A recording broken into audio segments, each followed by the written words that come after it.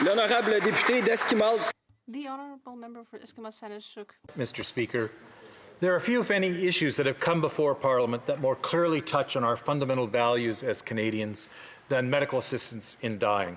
So let me start today by restating what I said at the beginning of my speech in favour of Bill C-7 at second reading.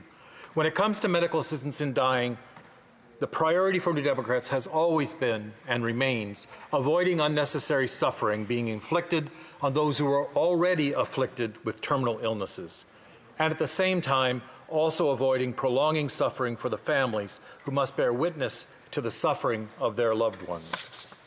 Here we are in late December up against the deadline set by the Quebec Superior Court in the Truchon case. It doesn't really matter whose fault that is. Some of this delay was obviously due to COVID, but a good measure of the delay was due to the Liberals proroguing Parliament. But to me, it is manifestly unacceptable to hear some members arguing we don't have to meet the deadline because that would, quote, only affect Quebec. In any case, the time has come for this House to act on C-7. But it is also time to act on another task as well.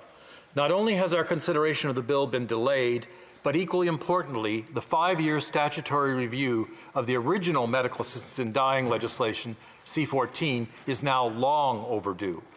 Members will know that some of us called on the government to get this review underway much earlier this year so that it could have helped guide the consideration of C-7. Again, COVID and prorogation intervened. When it comes to medical assistance in dying, this Parliament had two tasks before us. One was the need to amend the MAID legislation to conform with the Charter as required by the Quebec Superior Court ruling. This ruling found the current law too restrictive, and that was, in fact, the very reason New Democrats voted against C-14 at the original vote. Making MAID laws conform to this ruling is, of course, the central purpose of C-7. But as I said, the second task with regard to medical assistance in dying was to conduct that statutory review of the broader issues, having had 4 years of experience with it. As a result of growing increasingly concerned while waiting for the government to get the review underway, on October 8th I introduced motion M51. My motion called for the creation of a special committee of the House of Commons to conduct this review. Special committees have some advantages when it comes to reviews of this kind. They are granted comparatively unlimited resources by the House and are not bound by the 4-hour per week schedule specified for standing committees like the Justice Committee. And they are mandated to work on a single task and so are not subject to the kinds of delays that can occur in standing committees like the Justice Committee, where dealing with legislation must always necessarily take precedence over studies. And of course, special committees can make recommendations for action needed beyond the confines of Bill C-7 or beyond the narrow court decisions. Indeed, it was a special committee that made the original recommendations to the House that became C-14. To be clear, this broader legislative review of issues arising out of medical assistance for dying was mandated in the original legislation and was supposed to start last June at the latest. It should have taken place and would have taken place whether or not there was a court decision in Quebec. C-14 required that review specifically look at the question of advanced requests or advanced directives, requests from mature minors, and requests where mental illness is the sole underlying condition. Yet New Democrats have argued from the beginning that the mandate of that statutory review was missing a key element. That's why my motion called for a special committee with an expanded mandate to include the question of whether the safeguards in our medical assistance in dying legislation are adequate to protect the most vulnerable among us. I'm happy to say that I believe all parties now seem to agree that that mandate should be expanded to include this question. I'm still not sure why the government is so adverse to a special committee, but I think that they will find that members of the Justice Committee would reluctantly agree to the Justice Committee undertaking this review as long as it had the expanded mandate. Though, of course, I'll still worry that time, resources, and the agenda of the Standing Committee may be too limited to do justice to the task. Now, previously I've spoken about the issues of medical assistance in dying on very personal and very practical terms. I've spoken about my mother's fears of being trapped in a hospital bed while suffering and no longer knowing her family. I've spoken of a friend who chose medical assistance in dying much earlier than she might otherwise have done out of fear of losing her capacity to give final consent because of her growing brain tumor. But now, in addition to these personal experiences, as a member of the Justice Committee, I've had the privilege of talking to dozens of Canadians over Zoom and of hearing dozens of witnesses in committee and reading even more briefs on medical assistance in dying. I have been particularly and equally touched by the stories of families whose loved ones chose medical assistance in dying over prolonged suffering, and the stories from those medical practitioners who provide that medical assistance in dying. My conversations with these families and with these doctors have helped me understand how medical assistance in dying operates in real life. These conversations have made it clear to me that the current legislation has some unintended and cruel consequences. This was evident even before the Quebec court ruling. Those who listened carefully to the terminally ill, their families, and the practitioners providing medical assistance knew well that our current law often inflicts and prolongs unnecessary suffering. Bill C-7 addresses 3 of those cases of unnecessary and prolonged suffering. And while it was not strictly required to do so by the Truchon decision, I rightly think the bill does take on that task of reducing suffering. Most importantly to me, C-7 will end the specter of patients like Audrey Parker of Nova Scotia, who felt she had to leave early and choose an earlier date for receiving medical assistance in dying because of her fear of losing competence required to give consent at the moment the assistance is rendered. So Audrey Parker felt she had no choice but to miss one last Christmas with her family.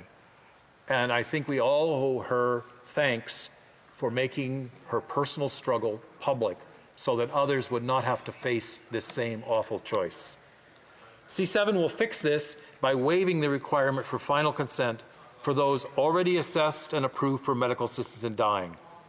This waiver of final consent takes away the need for any person who has, and let me stress this again, who has already decided to request medical assistance in dying and has already been assessed and approved for that assistance.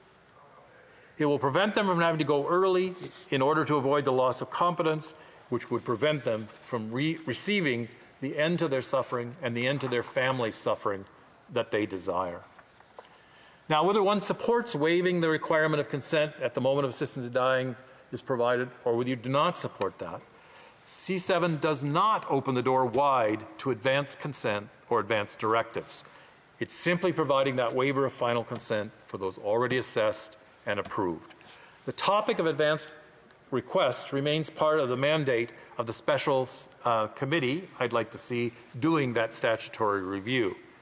And this is a question of great concern to many of my constituents. In fact, it's the single thing I've heard the most about from my constituents.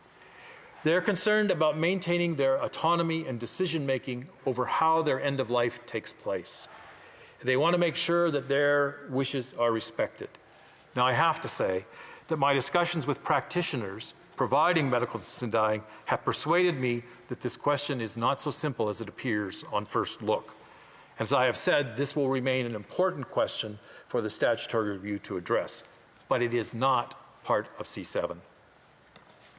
A second cause of unnecessary suffering that C-7 will also eliminate is the mandatory 10-day waiting, or as it's sometimes called, reflection period. The evidence provided in the report of the Association of Medical Assistance in Dying Assessors and Practitioners shows that nearly half the patients receiving medical assistance in dying chose to do so on or about the 11th day. What does that tell us? It tells us that their suffering was prolonged simply to meet that statutory requirement, that statutory waiting period of 10 days. I know concerns have been raised by members of Parliament about people changing their minds, but the statistics on people changing their minds about medical assistance in dying show that people do that during the assessment period before they're actually approved. So what the waiting period does is make patients hold out for days longer in what has already been assessed as intolerable suffering just to meet the statutory requirements. All patients are made to spend this time suffering, and few, if any, are actually reflecting on their situation because at this point, to relieve the pain, they are heavily sedated. If we truly respect the agency of patients who are terminal and in suffering, then we ought not to impose a cruel waiting period. Let me say how, as an aside, how disappointed I've been to hear some members of Parliament alleging that Bill C-7 somehow creates the possibility of what they call, quote unquote, same-day dying. It does nothing of the kind. That would be possible only if the medical professionals involved skip their duties and their professional responsibilities as prescribed in law and in their own professional codes of conduct. That's what it would take to produce such a result. And making this false allegation is insulting to the patients and to the medical practitioners who provide this service, and it demonstrates only how little those who use that term know about the actual process of medical assistance in dying. Another misleading, quote, fact that has often been cited in this debate occurs when members ask, how can anyone support C-7 when, quote, doctors oppose it? What those members are referring to is a petition submitted to the Justice Committee, granted, a petition signed by more than 700 physicians. But what this selective citing ignores is that the Canadian Medical Association, which represents more than 70,000 doctors, has come out squarely in favor of C-7. That's nearly 100 times as many doctors as those who signed that petition. Now let me also point to another positive change in reducing suffering in C-7, which has been, I believe, willfully misconstrued. And that's the reduction of the requirement of having 2 independent witnesses to the signature of the patient request for medical assistance in dying. This change was suggested by practitioners as a result of the experience they've already had with C-14. Clinicians and families often found the process of identifying a second independent witness was difficult, especially in rural and remote areas, because of the requirement of independence, and that it often also raised privacy concerns by involving an extra person in this process. Remember, the purpose of witnesses is only to verify the identity of the person making the request. 2 independent medical assessors have already been involved each and every step of the way through the process. They've already had to certify the patient's eligibility for MAID. So practitioners have said the second witness provision is unduly restrictive and again, often only ends up unnecessarily prolonging suffering. At this point, I want to turn to some of the specific concerns about C-7 which were raised at the Justice Committee. The first concern is about the removal of the requirement that death be reasonably foreseeable in order to proceed with medical assistance in dying. Of course, this provision was removed by the Quebec court decision, not by Bill C-7. What C-7 does is to make sure medical assistance in dying legislation conforms to the decision of the court that limiting medical assistance in dying to cases where death was imminent was a violation of the charter rights of patients whose death might not be on the immediate horizon, but whose condition left them in intolerable suffering. So what C-7 does is create a second track for those whose death is not imminent. And what it does is to specify a second set of requirements and safeguards appropriate for the second track. So the decision about whether the reasonable foreseeable provision should be removed is not a decision taken in C-7. It's a decision taken by the Quebec courts, and I do believe that that is consistent with the Carter decision originally.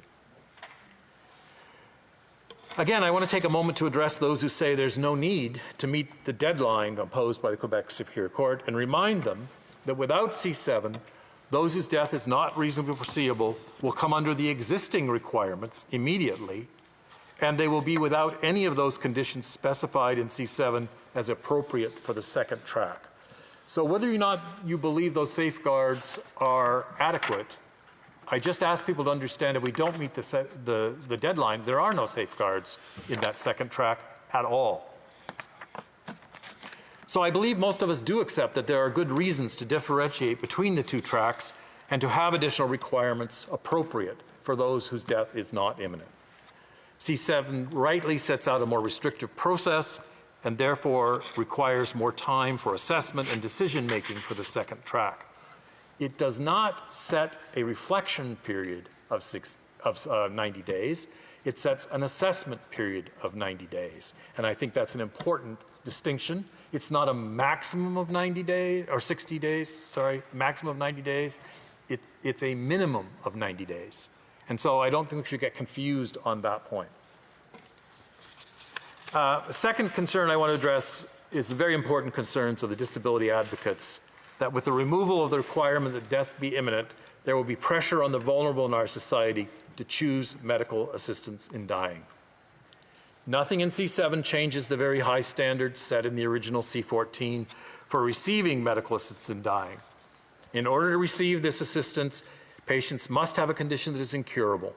They must be in an advanced state of irreversible decline, and they must face intolerable suffering. This means that C7 doesn't open the door for MAID wide, as some have suggested.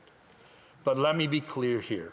I do not in any way wish to dismiss the concern of the disability community over their vulnerability. That's why I've been calling for the expanded mandate for the statutory review that would require it to consider the question of whether safeguards to protect the vulnerable in our medical assistance in dying legislation are adequate. And again, this may require a special committee to look beyond the narrow confines of the medical assistance in dying legislation to other health legislation and other social support legislation.